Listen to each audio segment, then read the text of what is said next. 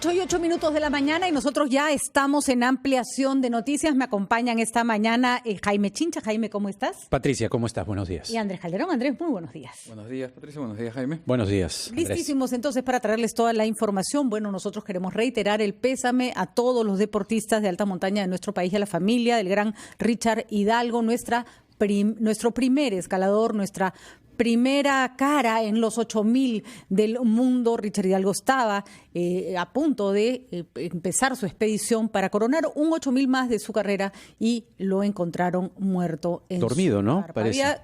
Sí, o sea, había ido a descansar. Son los primeros datos que aparecen, Sus ¿no? días se habían despedido de él y a la mañana siguiente no despertaba y cuando lo fueron a buscar a su carpa ya se encontraba sin vida. Como decía el doctor Elmer Huerta, lo más probable es que esto haya sido producto de alguna hipotermia, algún problema con el clima. Para que se haga una idea, él estaba descansando a los 6.500, que ya son metros de altura, digo, ¿no? Más de 5.500 metros de altura. Son palabras mayores, ¿no? Hay que recordar además que él entrenaba en Ticlio a más de 4.500 metros y él aspiraba al más o menos el doble de altura a lograr este récord que quería alcanzar de las 14 montañas más altas para el 2021. Así es, de las cuales ya había logrado 5. Él había dicho, voy a hacer 14 8.000 antes del 2021, había logrado 5. El Everest lo intentó hace un poco más de un año, no lo consiguió y ahora le tocaba el Makalu, que tiene más de 8.400 metros sobre el nivel del mar. Y era parte además de un proyecto de conquista, ¿no? De las 14 montañas más altas del mundo. Así, ese es el proyecto que se había planteado. Recordemos que este es un deporte de altísimo riesgo, el nivel de mortalidad es muy alto,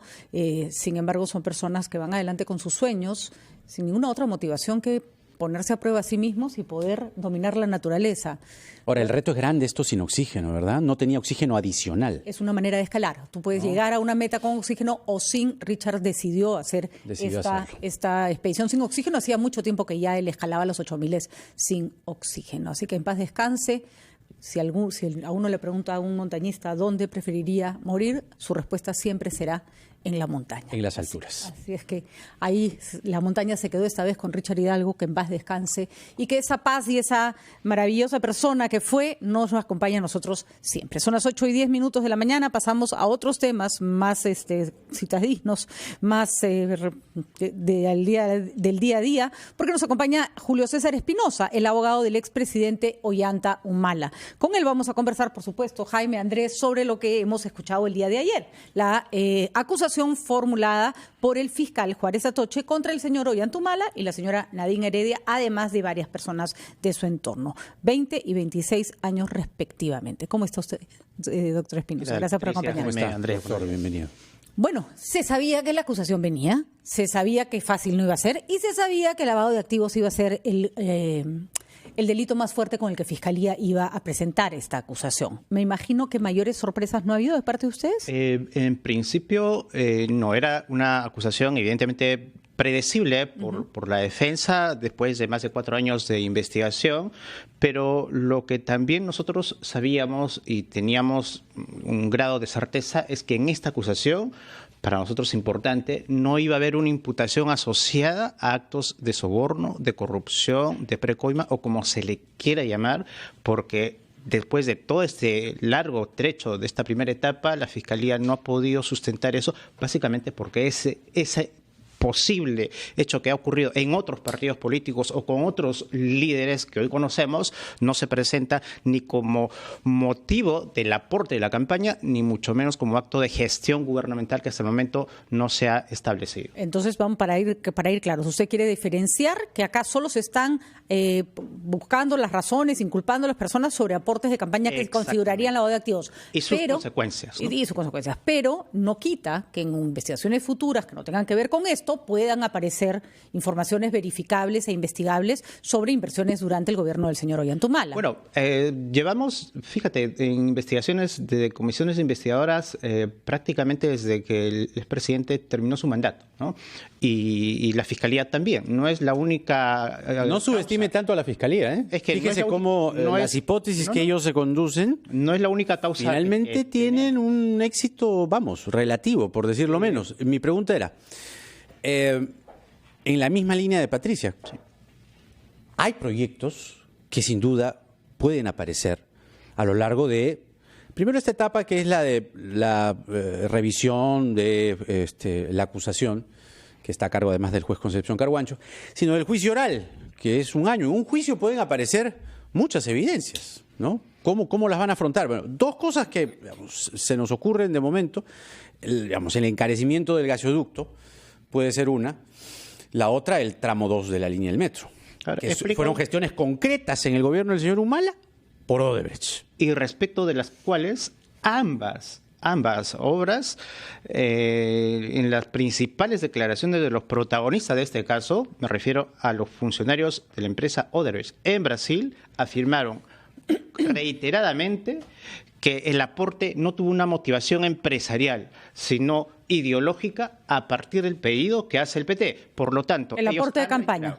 Pero no estamos hablando de eso. Pues. Estamos hablando de los proyectos. Por eso, en ese contexto, en el interrogatorio, el propio fiscal Juárez les pregunta, y nosotros también, si hubo condicionamiento de ese aporte a alguna obra dentro de la gestión, y específicamente el gasoducto Sur, que tiene una investigación compleja inclusive a nivel parlamentario, y ellos dijeron no ha existido. Reiteraron, si es que la Fiscalía y quienes siguen la tesis del Ministerio Público les dan crédito al testimonio de los funcionarios de Odebrecht, pues nosotros decimos tendrían que ser coherentes en esa línea. No está en la acusación que han hecho ahora los fiscales atado el hecho de haber recibido plata durante la campaña a algún beneficio en la obra. En este momento no está. No existe, no ha sido objeto de la investigación. Entendemos que si aparece evidencia en ese sentido, hay para incorporar nueva evidencia y todo un proceso, o en todo caso se tiene que abrir un proceso distinto.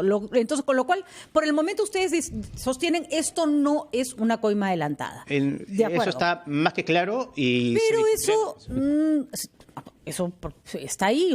La Fiscalía no ha avanzado en ese punto, no es esa su línea de argumentación por el momento. Sin embargo, eso no quita que estén acusados de lavado de activos. Eso no los exime de, en la tesis de la Fiscalía, haber cometido un delito de lavado de activos. Que es justamente el gran tema, la gran discusión, que ahora ingresa a una fase, a una etapa, digamos, esencial, porque lo que se defina en el caso Humala Heredia, el Partido Nacionalista, va a tener una consecuencia innegable en la discusión de todos los otros aportes distintos, por cierto, pero donde el tema de fondo es si un aporte a una campaña política tiene condiciones o cumple con los elementos para poder ser catalogado o sancionado como un delito de lavado de activos. Claro, pero para eso tendrían ustedes que decir, bueno, sí, nosotros conocíamos el origen, para empezar, ¿no? El origen del dinero que nos dio Chávez, el origen del dinero que nos dio el Brasil.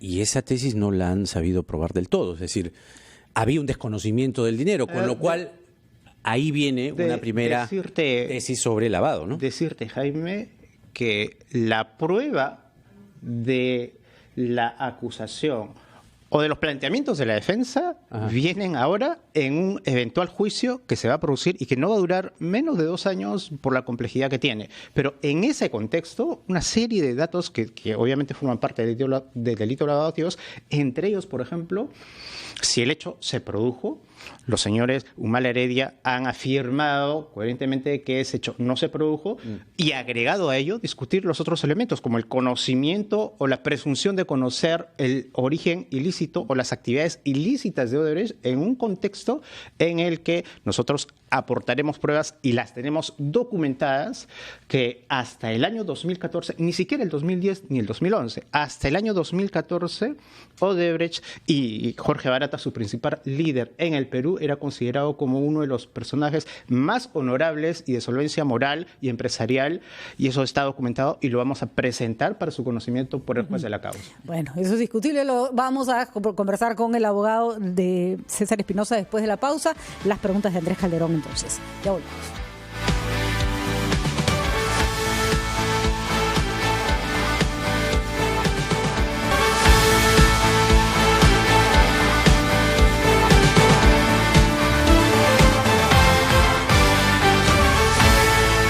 Un gran salto hacia la realidad. Nuevo QLED 8K de Samsung.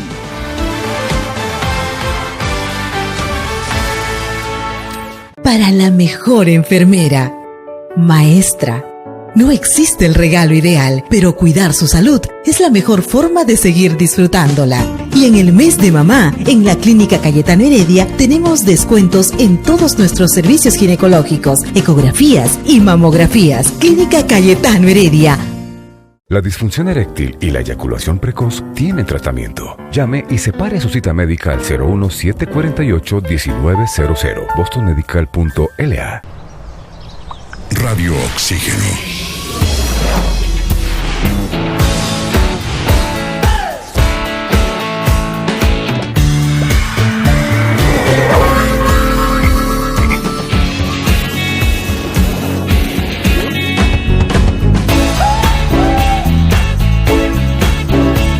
Vemos el mundo diferente porque respiramos música. Radio Oxígeno. Clásicos del rock and pop. ¿Sabes cuál es la película más taquillera? ¿Qué obras de teatro están en tarima? ¿Los museos que puedes visitar? Eso y mucho más en Primera Fila. Películas en cartelera, canciones del momento, exposiciones de arte, funciones de teatro. Con nosotros siempre estarás en Primera Fila, de lunes a viernes a la 1:30 de la tarde por RPP Televisión.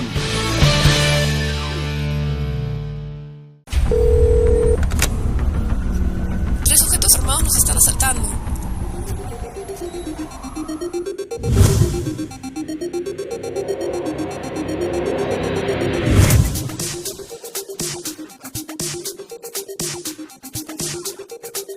Cuando estés lejos de sentirte seguro, contacta al Rotafón, la línea de ayuda más efectiva. Llámanos al 438-8008. Contáctanos a nuestro WhatsApp 951-431-013 o encuéntranos en Facebook y Twitter usando el hashtag Rotafono.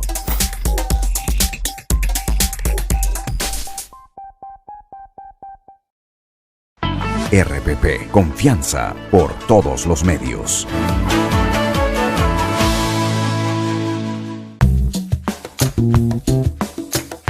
Tenemos que saber que todos nos encontramos en una central de riesgo. Si tú pagas tus cuentas a tiempo, vas a ser siempre categoría normal. Si tienes un atraso, probablemente hasta 8 días, podrás ser considerado como un cliente con problemas potenciales. Lo importante para todos nosotros es que siempre nos mantengamos con los pagos puntuales. Es vital entender eso. ¿Por qué? Porque muchas veces... Son las 8:20 de la mañana. Nosotros vamos a interrumpir un momento nuestra entrevista con el abogado Julio César Espinosa, abogado del expresidente Ollantumala, para comunicarnos con el señor Benjamín Morales Arnao, el expresidente del Instituto Nacional de Glaciología y es uno de los pioneros del montañismo en nuestro país. Con él hablamos de la tristísima muerte de nuestro primer montañista, Richard Hidalgo. ¿Cómo está, señor Morales Arnao? Triste momento que tenemos que conversar con usted. Muy buenos días. Sí, buenos días. Bueno, primero, no soy Benjamín Morales Arnao, es Benjamín Morales Irato, hijo de Benjamín Morales Arnao, con quien nosotros hemos tenido varias actividades con Richard, porque estamos muy ligados en el tema de la montaña. Y bueno, estamos, toda la comunidad de gente de montaña, estamos bastante afectados y sorprendidos con la noticia. ¿Podemos decir que Richard Hidalgo era nuestro mejor montañista? Bueno, hablar de mejores en el tema de la montaña normalmente no se comenta de esa manera porque es un tema muy pasional. Podemos decir que Richard era un gran apasionado de la montaña y que tuvo iniciativas individuales que lo diferenciaron de nuestra comunidad de montañistas. Pero fue el que más 8.000 consiguió y en el mundo del montañismo sí, los montañistas se miden un poco, quieranlo o no, por la cantidad de 8.000 que han hecho, la cantidad de rutas riesgosas que han enfrentado. Richard fue uno de los que consiguió mayores cosas, ¿no? Fue definitivamente un montañista diferenciado. Ha hecho varios 8.000 y es de los pocos en el mundo que se enfrentan a ese reto, a hacer la mayor cantidad de 8.000 sin uso de oxígeno. Entonces, Richard Hidalgo, un excelente ejemplo a seguir, un ideal para nuestros hijos, para toda la comunidad deportiva del mundo, ¿no? Entonces, todos estamos muy afectados al respecto. Ninguna muerte tiene nada de bueno, pero a veces ayuda a poner el ojo en algunas cosas que están medio abandonadas. Tenemos una geografía absolutamente privilegiada para poder desarrollar la alta montaña en el Perú, y casi siempre han sido iniciativas personales, iniciativas de gente como ustedes, con mucha pasión, sin tener necesariamente un turismo o una infraestructura o un apoyo más grande para hacer del montañismo peruano un referente importantísimo en el mundo, de nuestros montañistas. Exactamente, ¿no? Como lo dices, la geografía peruana es privilegiada por tener la cordillera tropical más alta del mundo. Y personas como Richard Hidalgo, que se dedican a ser embajadores de nuestra geografía, a poder difundir que el Perú tiene una geografía tan privilegiada con sus actos, porque siempre llevó la bandera peruana hacia todas sus expediciones. Y lo hacía en ese sentido, ¿no? Era en un sentido personal y en un sentido patriota, de poner al Perú en el mapa del mundo de los montañistas. Y claro, el que haya fallecido en estas condiciones realmente no debe ponernos en una situación de tristeza, porque todos los que estamos inmiscuidos en el tema de montaña afrontamos y sabemos que son cosas que este tipo de cosas pueden pasar. Sin embargo, el que no haya sido una avalancha, que no haya sido una grieta, el que al parecer no haya sido hipotermia, el que haya sido en tu carpa, donde llegaste a tu objetivo del día y te hayas ido a descansar, nos da un alivio, y sabemos que él no quisiera que estemos tristes, porque es una gran pena, es una noticia terrible. Sin embargo, tenemos el alivio de pensar que estuvo en su cancha, que estuvo en su pasión y murió en su ley, ¿no? Señor Morales, buenos días. ¿Qué homenajes, no sé si los montañistas ya imagino que sí, se han puesto en contacto? ¿Cuáles son las actividades que se han pensado realizar como montañistas? Y sobre todo la figura de Richard Hidalgo, ¿cuál es la trascendencia, cuál es la memoria que queda de él en el tiempo? Bueno, lo primero es traer a Richard a Perú, y sé que ya está en contacto el grupo más cercano de Richard con los chicos de Perú 8000, con Víctor Rima, que está en el Himalaya ahorita, en la base del Everest, que no es una distancia muy larga hacia Macalú, y están haciendo las coordinaciones para traerlo. Yo creo que ya independientemente, cada amigo que ha tenido y que tiene y seguirá teniendo siempre Richard, estamos haciendo recién elaborando alguna idea en homenaje con Richard. Nosotros en el 2011 realizamos un proyecto bastante importante, que era la escalada de una montaña mayor a 5.500 y lograr llegar al mar en menos de 24 horas. Eso es algo que en el mundo nunca se había hecho. Creo que no se ha hecho en el mundo hasta ahora, solamente en Perú en varias ocasiones, pero el pionero fue Richard. Además, eso solo se puede hacer en el Perú, creo. Sí. No, estar un día en Cuando conversábamos con Richard sobre este proyecto, él estaba siempre muy emocionado, porque era así, esta es una de las maneras de poner al Perú en el mapa del mundo, de poder hacer este logro de escalar una montaña mayor de 5.500 y llegar al mar, y Richard lo hizo en 17 horas. Fue una travesía bastante importante y nos dejó un logro y marcó un precedente, y a raíz de eso han salido más actividades similares, ya logrando superar este reto que marcó Richard, ¿no? Muy bien, Benjamín, muchísimas gracias por esta comunicación. Nuestro más sentido pésame a toda la comunidad de montañistas del Perú y a todos los peruanos. En realidad hemos perdido un gran hermano, un gran deportista, pero como decía Benjamín, se quedó en la montaña y tuvo una última noche, suponemos que tranquila y feliz, en el lugar donde más le gustaba. En su espacio natural, ¿no? Así es. 8:27. Muchísimas gracias, Benjamín. Nosotros seguimos con la conversación. Le tocaba a Andrés Calderón, que es el único en la mesa, el que tiene que... Por favor, ponga las cosas en orden, Andrés. A ver, señor Andrés. No, mentira.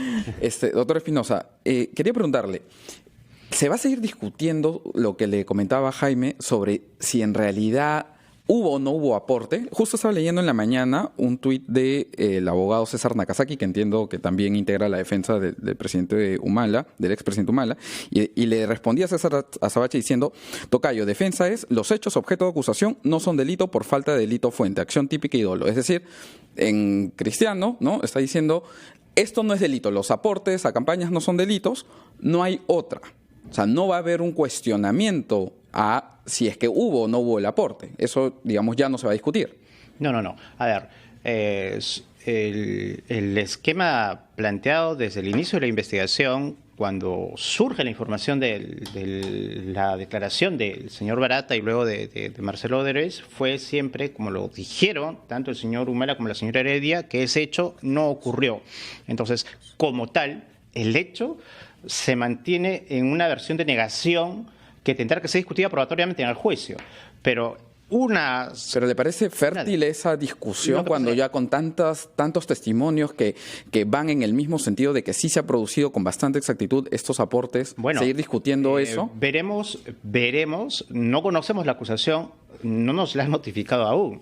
La información que tenemos es que está rodeada de elementos periféricos que servirán para la tesis fiscal, que tendrá que ser discutida probatoriamente en el juicio.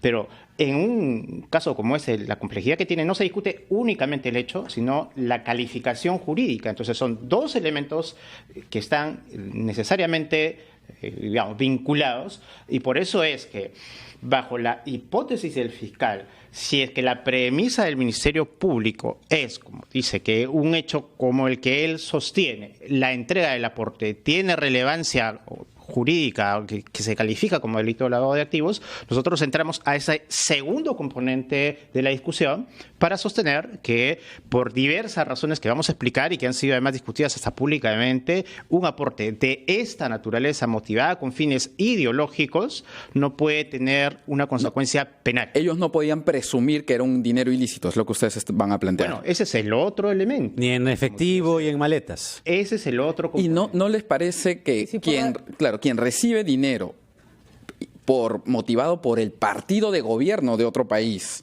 al igual que en la hipótesis de la Fiscalía, quien recibe dinero de otro gobierno, del gobierno venezolano, en las dos campañas, uno no podría presumir, oye, yo creo que un partido de gobierno no puede estar disponiendo de dinero así nomás a una campaña extranjera? Yo creo que un Estado extranjero no puede estar regalando dinero a otro tipo de partidos políticos. Eso no hace suponer que en este caso concreto, más bien, en el caso de Ollanta Humala y Nayib Heredia, ellos sí podían presuponer que el origen era ilícito. Bueno, ponerte solamente un dato de los varios que vamos a discutir, ¿no? El año 2014, el Poder Judicial, de manera oficial, publicó un libro sobre la justicia y la inversión económica. Y en ese libro, uno de los personajes, representativos y de solvencia empresarial y moral, era Jorge Barata. ¿Junto con quién? Con Beatriz Merino, con Pérez de Cuellar y con Richard Webb. Pero esa no es la pregunta de Andrés. Claro. Por ahí no va la pregunta de Andrés. La pregunta es, recibir dinero en maletas, llevárselo en efectivo, llegar a la casa, ponerlo sobre la mesa, o sea, por lo menos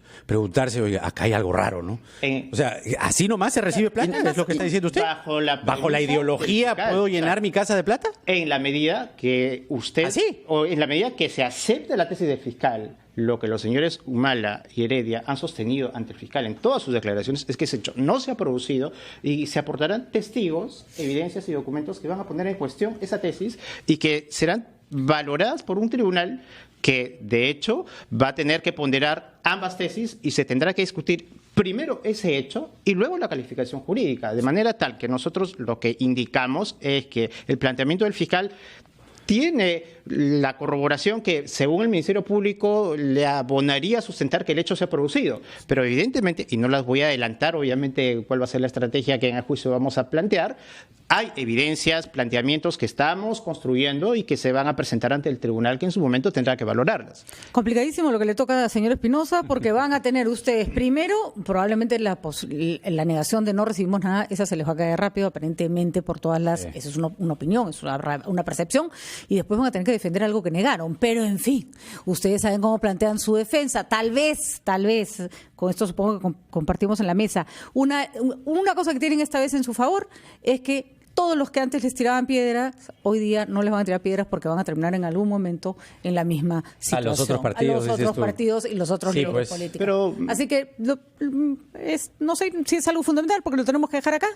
Bueno, simplemente señalar que esperamos que nos notifiquen ya oficialmente la acusación, que hasta el día de hoy no ha ocurrido, y finalmente los señores, la señora Heredia, el expresidente Humala, están cumpliendo de manera estricta todas sus restricciones y no hay ninguna razón para pensar que pueda haber una medida más grave o restrictiva en absoluto. De acuerdo, no debería volver la prisión preventiva para ellos a criterio de su defensa. Muchísimas gracias. Gracias con el doctor Julio César Espinosa, abogado del expresidente Ollanta Humala, estuvo con nosotros. Pausa, regresamos.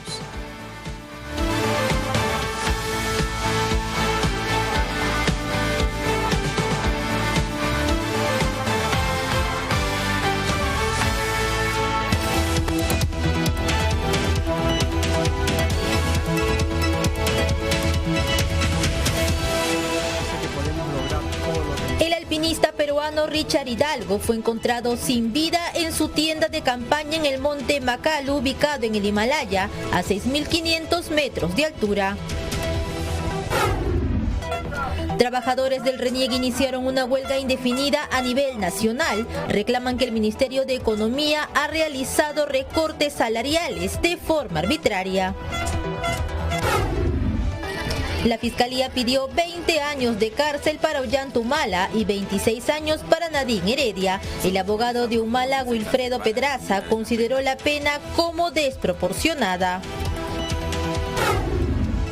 El ministro del Interior, Carlos Morán, dijo esperar que el congresista Jorge del Castillo se disculpe con la policía. Sostuvo que quedó demostrado la intención de la Comisión de Defensa de atacar a la DIVIAC. Un muerto y 8 heridos dejó un tiroteo en una escuela de Colorado, en Estados Unidos. La policía capturó a 2 sospechosos del atentado. Liverpool derrotó 4-0 al Barcelona y remontó el resultado de ida, logrando clasificar a la final de la Champions League.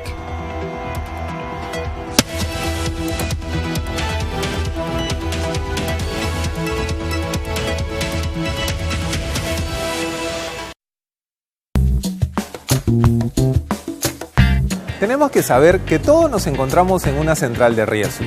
Si tú pagas tus cuentas a tiempo, vas a ser siempre categoría normal.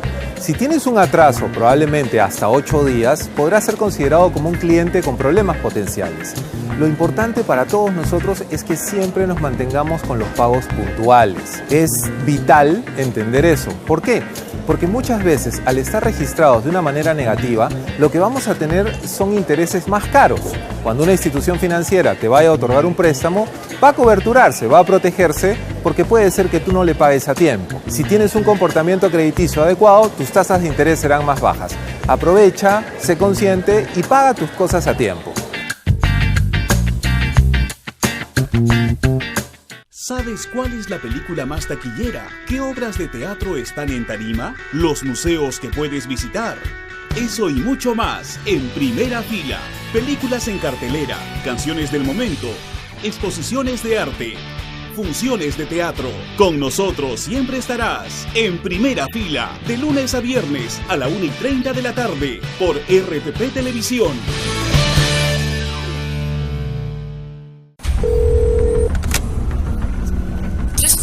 Nos están asaltando.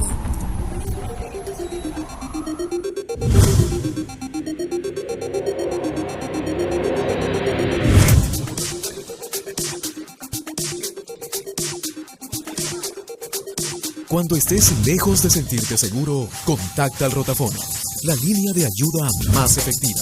Llámanos al 438-8008. Contáctanos a nuestro WhatsApp 951-431-013 o encuéntranos en Facebook y Twitter usando el hashtag Rotafono.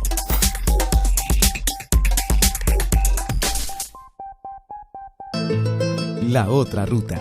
Desde el sábado 11 de mayo a las 10:30 de la mañana. Acompaña a Micaela Llosa a conocer personajes y lugares que marcan una diferencia en nuestro país en esta nueva temporada de La Otra Ruta. Desde el sábado 11 a las 10:30 de la mañana, por RPP TV.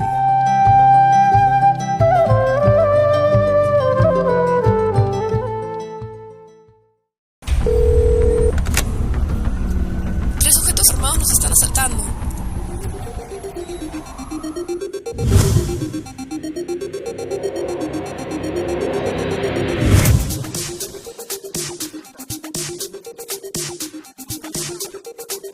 Cuando estés lejos de sentirte seguro, contacta al Rotafono, la línea de ayuda más efectiva.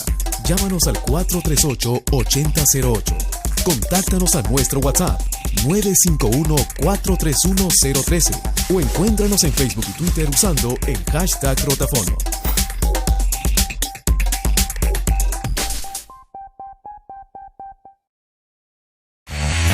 Mantente conectado a la información. rpp.p. En todo momento y en todo lugar, desde todos los medios Smart digitales. rpp.p. Las noticias del Perú y el mundo al instante.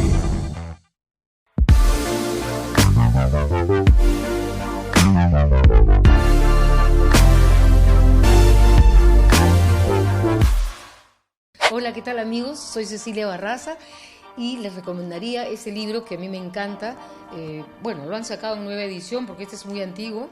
Es la poesía de Juan Gonzalo Rose. Y ahora, Maricel. La vida pasa sin que ningún instante nos traiga la alegría. Ha debido morirse con nosotros el tiempo, o has debido quererme como yo te quería. Lindo, para mí lindo. La musicalización de Víctor Merino, de estos hermosos, algunos de los poemas de Juan Gonzalo Rosa.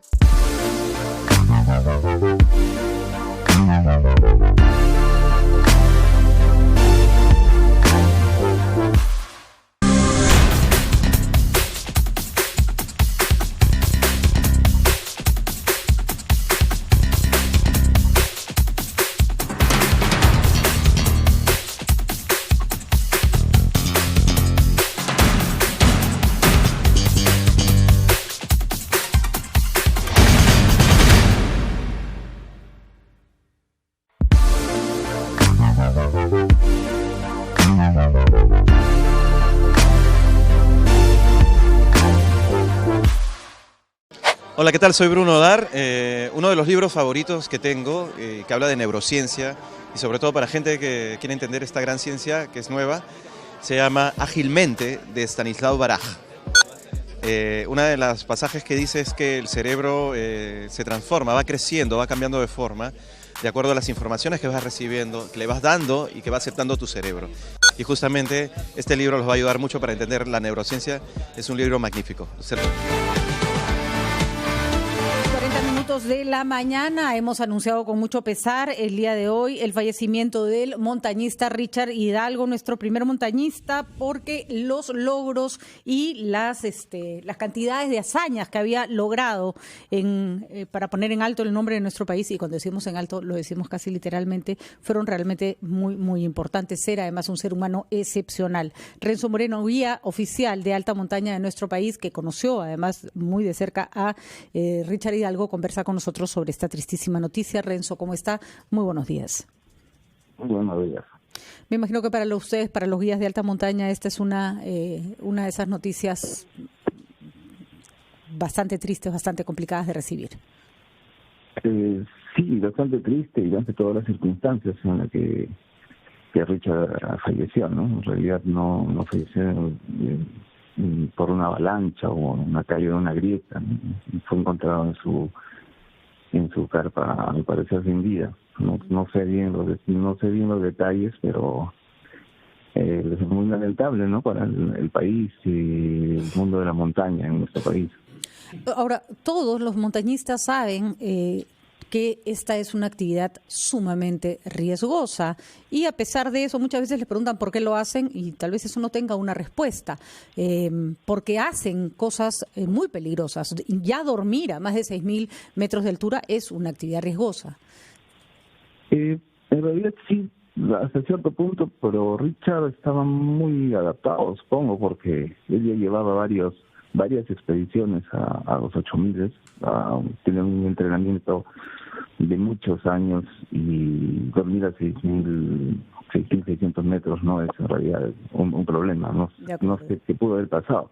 Pero de todas maneras es una actividad, como tú dices, de riesgo, de alto riesgo, y en realidad es como una forma de vida, pero uno se prepara para eso, ¿no? Richard conocía muy bien el medio, el cruce de los 8000, ¿no? En medio de la montaña, un escalador muy técnico. Lo conocimos antes de ser el guía oficial de montaña, él hacía montaña, y él lo conocí en Huaraz, en la Asociación de Guías de Montaña en Perú, en la escuela. Renzo, ¿y usted escaló con él alguna vez?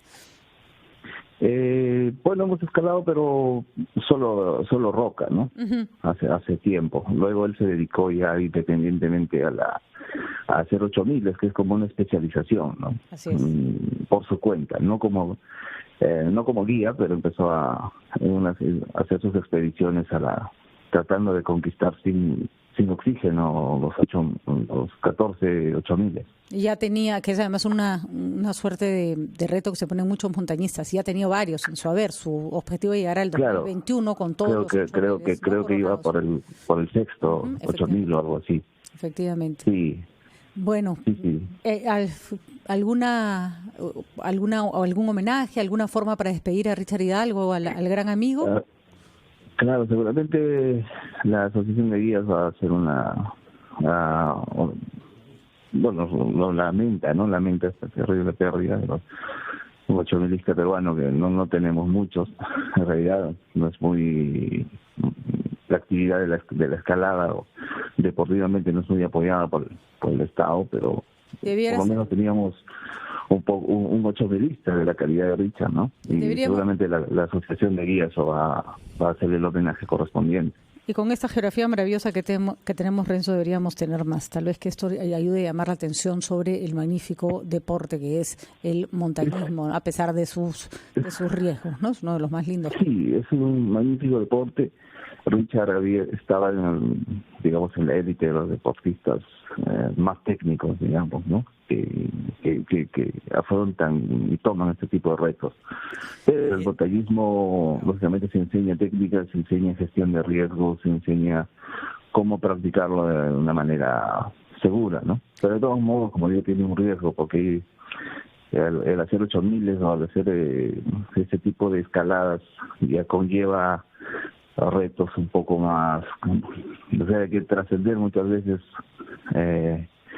y exponerse un poquito más, ¿no? Pero claro, ya trasciende ahora sí Richard, ¿no? Y está en ustedes, los montañistas, ponerlo en su sitio, ¿no? El sitio que la historia le merece. Claro, sí, es lamentable lo que ha pasado, pero también hay que reconocer, ¿no?, que fue uno de los primeros peruanos, el primer peruano, digamos, que empezó a hacer esta escalada de los 8000 en serie. Muy bien, Renzo, le agradecemos muchísimo la conversación, y recordar que el fallecimiento de Richard, que ya se aclarará, no fue ni producto de la improvisación, ni producto del descuido, ni producto de la falta de preparación. Como sabemos, Renzo, muchas veces se arriesgan deportistas a subir montañas en nuestro país sin ningún tipo de asesoría, y eso sí es complicado. No era el caso. Claro. No era el caso. No era el caso. Y ustedes además promueven, y eso está muy bien, los guías de alta montaña, la práctica responsable de este deporte. Nuestro abrazo especial, Renzo, a todos ustedes. Muchas gracias, Renzo. Muchas gracias. Gracias. Vamos a una pausa. ¿Y con qué volvemos, Jaime? Vamos a regresar con el anuncio de un paro agrario para este 13 de mayo, 8:46.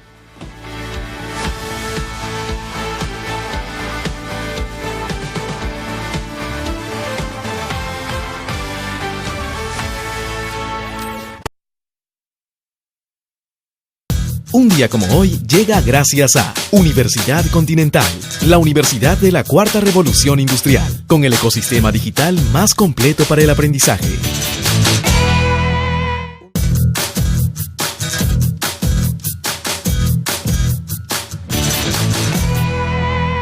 Un día como hoy, 8 de mayo, en 1880, fallece el escritor francés Gustave Flaubert. autor que se inspira en sus viajes por países como Grecia, Turquía y Egipto para la creación de sus obras y que combine en ellas el retrato de la realidad con la precisión en el lenguaje y la belleza de la ficción. Su obra maestra, Madame Bovary, es duramente criticada por los moralistas por su abordaje del tema del adulterio. Pese a las críticas, esta novela le otorga gran reconocimiento literario, convirtiéndolo en uno de los autores más importantes de la literatura occidental. 6 años después, un día como hoy, en 1886, el químico farmacéutico John Stead Pemberton inventa un elixir con fines curativos que se convertiría en la bebida más famosa de todos los tiempos, la Coca-Cola. El brebaje, que consistía en una mezcla de hojas de coca con nuez de cola, fue comercializado como remedio para los dolores de cabeza y las náuseas, pero luego se popularizó como bebida refrescante. 6 años después, nace la Coca-Cola Company. Se modifica la receta eliminando todo rastro de coca y con una eficaz campaña publicitaria, esta gaseosa se convierte en el gigante empresarial que conocemos hoy. Esto sucedió un 8 de mayo, un día como hoy. Un día como hoy llegó gracias a Universidad Continental, la universidad de la Cuarta Revolución Industrial, con el ecosistema digital más completo para el aprendizaje. Radio Oxígeno.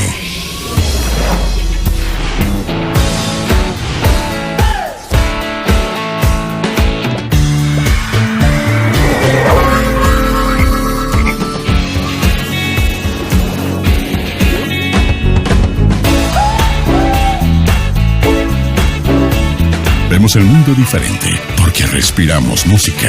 Radio Oxígeno, clásicos del rock and pop. ¿Sabes cuál es la película más taquillera? ¿Qué obras de teatro están en tarima? ¿Los museos que puedes visitar? Eso y mucho más en Primera Fila. Películas en cartelera, canciones del momento, exposiciones de arte, funciones de teatro. Con nosotros siempre estarás en Primera Fila, de lunes a viernes a la 1:30 de la tarde por RPP Televisión.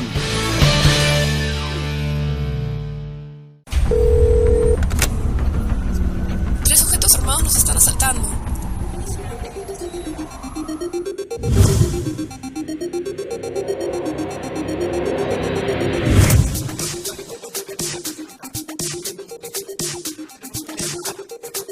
Cuando estés lejos de sentirte seguro, contacta al Rotafono, la línea de ayuda más efectiva. Llámanos al 438-8008. Contáctanos a nuestro WhatsApp 951-431-013 o encuéntranos en Facebook y Twitter usando el hashtag Rotafono.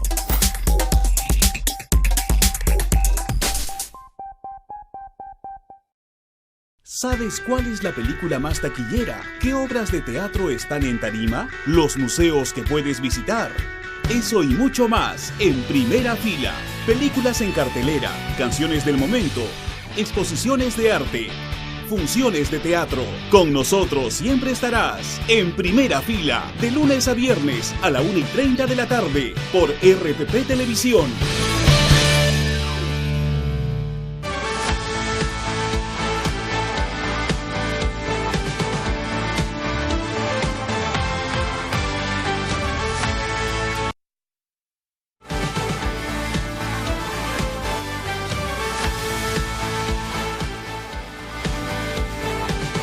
Son las 8:51 de la mañana. Lo anunciado, se está informando de un paro agrario para este 13 de mayo. El gobierno, a través del propio Premier Salvador del Solar, está invitando a los representantes de la Junta Nacional de Usuarios de los Distritos de Riego del Perú y a los señores de Conveagro, la Convención Nacional del Agro Peruano, a una reunión para el día de hoy a las 3 de la tarde. Suponemos que la idea es aclarar los puntos que los agricultores, el sector agropecuario tiene como entre sus demandas. Y están aquí el señor Clímaco Cárdenas, que es presidente de la Convención Nacional del Agroperuano, Conveagro, el señor Carlos Rabines, presidente de la Junta Nacional de Usuarios de los Distritos de Riego del Perú, el señor Marino Flores, Asociación de Ganaderos Lecheros del Perú, de la Asociación de Ganaderos Lecheros del Perú. Señores, ¿cómo están? Muy buenos días, gracias por estar aquí. Bienvenidos. El señor Cárdenas ha venido declarando que han tenido unas 17 reuniones, puede ser, el año pasado, y en ellas usted ha mostrado una desazón, que no se ha podido llegar a acuerdos porque no hay políticas públicas. ¿Qué puede hacerle esperar que la reunión de hoy pueda tener acuerdos fructíferos? Y si van a asistir, evidentemente, van a asistir, ¿verdad? Muy buenos días a todo el Perú, a nuestra nación productiva nacional, a nuestros hermanos en el campo. Hemos recibido recientemente, y bueno, debemos iniciar diciendo, el día de ayer a las 3:30 de la tarde llegó un documento invitándonos para una primera reunión en PCM a las 4 de la tarde. Y de hecho nos encontrábamos en Barranca confirmando la participación de más de 20 juntas de usuarios en el norte chico que se sumaban al paro nacional, y siempre hemos sido de una actitud de diálogo. El presidente con el día de ayer tiene 3 cartas presentadas y debemos reconocer que el incumplimiento permanente de los gobiernos de turno nos ha postrado por más de 25 años a los pequeños y medianos productores rural campesinos del Perú. Aterricemos. Por la ausencia de política exacto, pública. Usted hablaba de políticas públicas, ciertamente. Y la mayor incidencia que ustedes muestran en los 11 puntos que tiene en agenda tiene que ver con la suspensión inmediata del acoso administrativo de la Autoridad Nacional del Agua, así le llaman ustedes, a la Junta de Usuarios, y los niveles arancelarios. ¿Dónde están las preocupaciones? Porque ustedes incluso han llegado a decir que temen que sus producciones bajen y sencillamente puedan hasta desaparecer del mercado. Concretamente, ¿dónde está la preocupación? Concretamente, y a la parte que nos corresponde a los gremios, el tema arancelario. Iniciar preocupándonos una vez más por una declaración de la ministra de Agricultura en la que dice la protección arancelaria al agro está destinada a desaparecer en el mundo. Y le respondemos una vez más, está muy mal asesorada la ministra de Agricultura. Creo que no está conociendo la realidad del sector. Y solamente comentarle que para el caso de la OMC, al año 2010, 546 medidas arancelarias en el mundo. Y ante esta guerra comercial de comida, porque es una seguridad nacional, seguridad alimentaria, el año 2015, 2.416 medidas ante la OMC. Entonces, nos extraña que Perú sea el único país en el mundo que en el año 2007, en modo unilateral, decidió cancelar el tema arancelario y ir desmantelando el otro sistema que es la franja de precios. Vamos a seguir conversando con ustedes. Vienen las preguntas de Andrés Calderón para saber efectivamente cuánto de esto desprotege a los agricultores, pero afecta el bolsillo de los consumidores. Perfecto. Eso hay que tener en cuenta. No puede ser que por una protección las amas de casa no puedan comprar los productos. Pero antes, rapidito, nos vamos con el señor Hernando Tavera, presidente del Instituto Geofísico del Perú, porque ha habido un sismo en Caravelí. Es de 5. La magnitud, 5.6, pero lo que me preocupa es la profundidad. Pero la profundidad es muy poca y eso lo hace especialmente peligroso. Señor Tavera, ¿cómo está? Muy buenos días. Muy buenos días. Por favor, explíquenos la situación de este sismo ocurrió hace unos instantes en Caravelí. Bueno, acabo de escucharles la observación vuestra del nivel de profundidad, que es peligroso, eso es cierto, pero en este caso el epicentro está muy alejado de la zona de costa. Ajá. Está bastante cerca a lo que llamamos nosotros la fosa peruano-chilena. Es un sismo superficial, alejado bastante de la costa, que ha generado intensidades de 3 a 4 básicamente en lomas y alrededores, lo cual, según tenemos información, pues ha generado simplemente alarma en la población, no como ya está acostumbrado un poco porque hay bastante actividad en esta región. Sí, siempre. ¿No? Siempre Pero es importante recordar siempre de que estamos expuestos a estos eventos de manera continua. Ahora, si bien es cierto, esto ocurre a 64 kilómetros al suroeste de Lomas Carabelí, yo insisto, y usted también lo hace notar, la profundidad, 17 kilómetros, es muy poco. Y teniendo en cuenta la magnitud de 5.6, el radio de expansión de la percepción del sismo, ¿qué características puede tener?